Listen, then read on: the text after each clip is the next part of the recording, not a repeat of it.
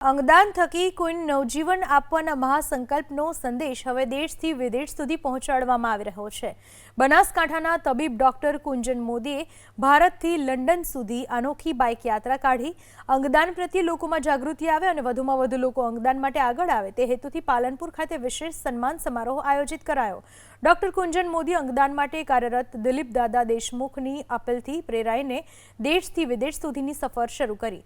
Doctor Kunjan Modi ભારતથી नेपाल, चीन, Kazakhstan, Russia, Indonesia, Poland, Germany और फ्रांस सहितनी 14 देश में जशे, ज्यां अंगदान अंगे जागृतिनो संदेश आपशे। मारो ट्रावेलिंगनो शौक हतो। जोड़े जोड़े लास्ट ईयर दादा साहेब આપણે ત્યાં આવ્યા હતા નવરાત્રિમાં બનાસ મેડિકલ કોલેજમાં, ત્યારે એમનું એન્થુઝિયાઝમ અને એમની ઉત્સાહ જોઈને હું બી ઇન્સ્પાયર્ડ થયો હતો।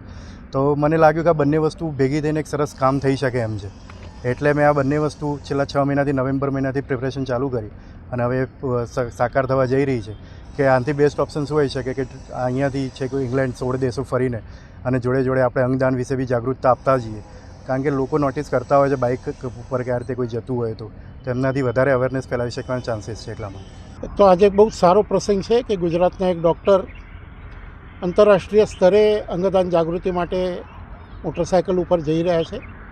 અત્યાર સુધી અમારું કામ મુખ્યત્વે ગુજરાત અને ભારત પૂરતું સીમિત હતું અને અમારું સંપૂર્ણ ફોકસ અંગદાન જાગૃતિ ઉપર છે અને આ અંગદાન જાગૃતિનો સંદેશ દુનિયાના લગભગ 16 દેશો સુધી પહોંચાડવાનું કામ ડૉક્ટર કુંજન મોદી કરશે। એટલે કુંજન મોદીને એમને આ યાત્રા માટે અમારી સૌની ખૂબ શુભેચ્છાઓ છે અને આ અત્યંત આ યુગમાં આવશ્યક એવું કામ એ કરવા જઈ રહ્યા છે।